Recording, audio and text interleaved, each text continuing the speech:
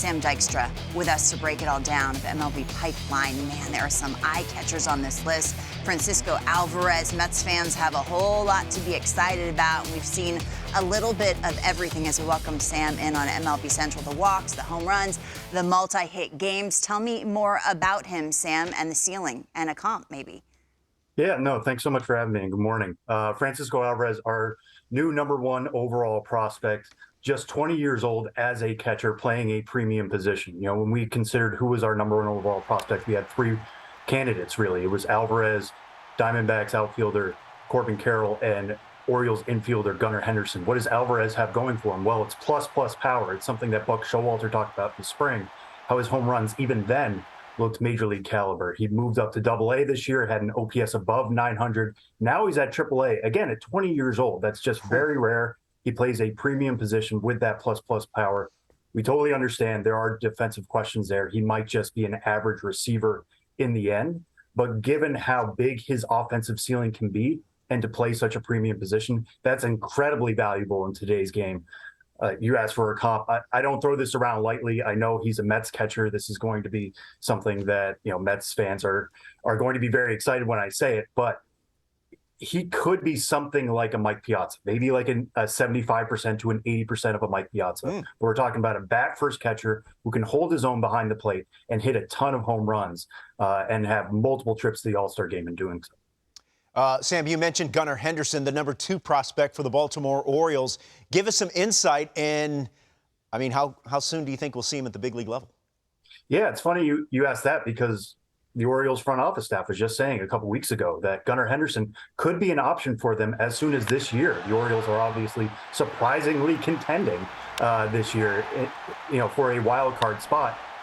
Gunnar Henderson plays shortstop. He also plays some third base. The big thing for him this year, strikeouts were an issue coming into the year. He's kind of flipped that, starting at AA Bowie. He started to walk as much as he struck out. Now he's at AAA himself, still putting up solid numbers there in Norfolk. He's got power. He's got speed. He's on the cusp of 20 homers and 20 stolen bases in the minor leagues. Maybe that only doesn't happen if he gets called up to Baltimore and helps up that team. It's really strong power from the left side. It's good speed. He can do multiple things, and that's what made him our #2 overall prospect. Sam, I'm looking at this list. 7 of them are Dodgers. They keep trading away, going back to the Scherzer deal, and they keep on coming. Who's most notable? Yeah, I mean, the Dodgers are one of those systems. I call them conveyor belt systems. It just seems like right when they graduate somebody, there's somebody next up, and they just keep churning out these guys. And it's a credit to their player development system. You look at who their top prospects are right now. You can see them on the board there. Diego Cartaya is maybe the furthest away of that group, but he's their best prospect in #9, a really strong all-around catcher.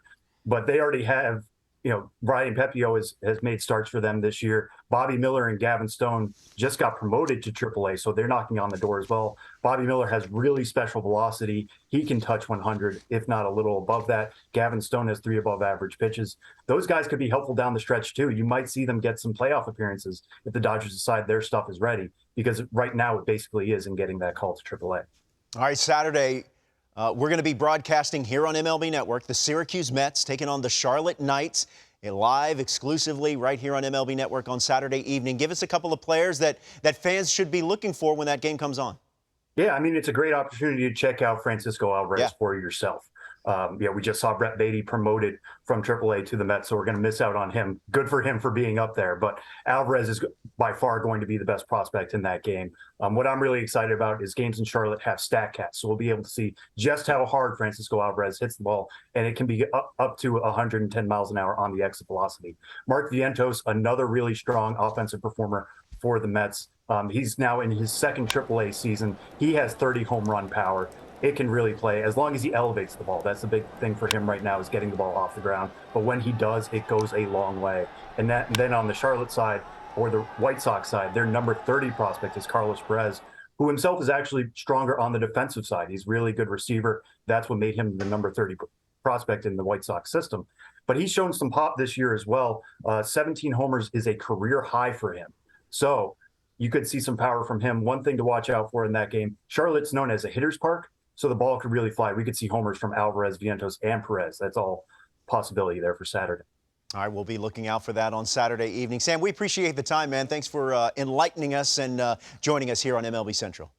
Absolutely, anytime.